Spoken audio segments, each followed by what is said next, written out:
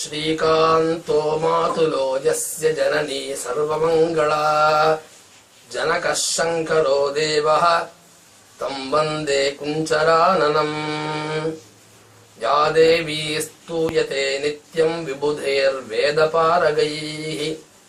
सा मे वसतु जिह्वाग्रे ब्रह्मरूपा सरस्वती। गुरुब्रह्मा गुरुर्विष्णु गुरुर्देवो महेश्वरः गुरुः साक्षात् परं ब्रह्म तस्मै श्री गुरवे नमः। श्री महागणपतये नमः। பாரத தேசம் மிகவும் புனிதமான தேசம். இதனுடைய மேன்மைகளெல்லாம் பல ரிஷிகளும் வேதங்களும் புராணங்களும் மிகவும் உயர்வாக சொல்லியிருக்கின்றன. ஆனா எத்தனை விதமான வேதங்களும் புராணங்களும் இந்த பாரத தேசத்தின் மகிமையை சொல்லியிருந்தாலும் கூட எல்லாத்திற்கும் மூல காரணமா இருக்கிறது நம்மளுடைய வேதங்கள். இந்திய தேசங்கள்ல வேதம் இல்லையானா எந்த ஒரு தர்மத்துக்கும் அடிப்படை இல்லாமலே போயிருக்கும். அதனால வேதம் தான் மிகவும் சிறந்தது. அந்த வேதத்திலேருந்து வந்ததுதான் நம்மளுடைய எல்லா தர்மங்களும், எல்லா விதமான நல்ல செயல்பாடுகள் எதுவா இருந்தாலும் நம்ம வேதங்கள்லேருந்து பிறந்தது. இந்த தேசத்தின் மகிமைய பல இடங்கள்ல பல விஷயத்தை சொல்லியிருக்கா. பாரத தேசம் கர்ம பூமின்னும் மற்ற தேசங்களை போக பூமின்னும் சொல்லப்படுகிறது. அதனால மிகவும் உயர்ந்தது பாரத தேசம். கர்மாக்களை பண்றதுனால முழுமையான பலனை கொடுக்கக்கூடிய தேசம் இந்த பாரத தேசம். இதனால என்ன, இந்த பாரத தேசத்துலதான் நம்ம தெய்வங்கள்லாம் நடமாடினதாக நம்ம புராணங்களே சொல்லுகிறது.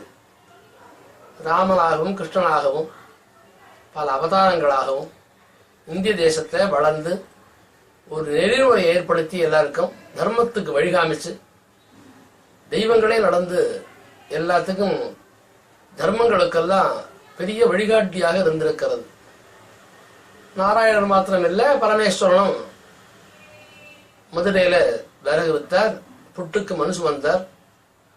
அப்படி பரமேஸ்வரனும் பல லீலைகளை செய்திருக்கிறார்.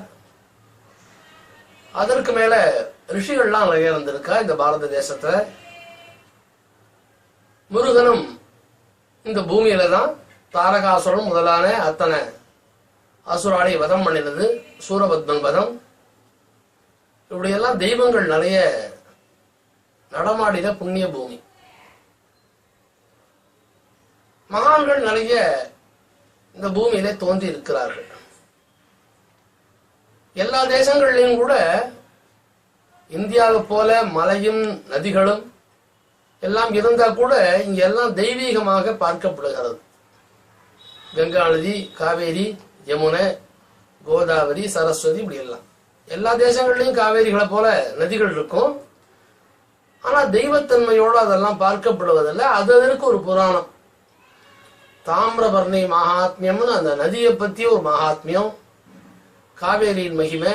அப்படி நதிகள் மலைகளா இருந்தாலும் இப்ப பழனி, திருப்பதி, அப்படி பெரிய பெரிய மலை சிகரங்கள், இமயமலை, இப்படி மலைகளாக இருந்தாலும் நதிகளாக இருந்தாலும் மரமா இருந்தா கூட தெய்வீகமாக பார்க்கப்படுகிறது. அதுல அரச மரம் தெய்வீகத்தன்மை வாய்ந்தது. வேப்பலையா இருந்தா அம்பாளுடைய மகிமை வாய்ந்தது. அப்புறம் தெய்வீகமான இலைகள், வில்வம் போல சில இலைகள், செடிகள்ல துளசி, இப்படி எல்லாமே தெய்வ சம்பந்தப்பட்டது. அதனாலதான் இந்த இந்திய தேசத்துக்கு ரொம்ப மகிமை. அந்த மகிமைக்கு ரொம்ப காரணமானது இந்த வேதங்கள்.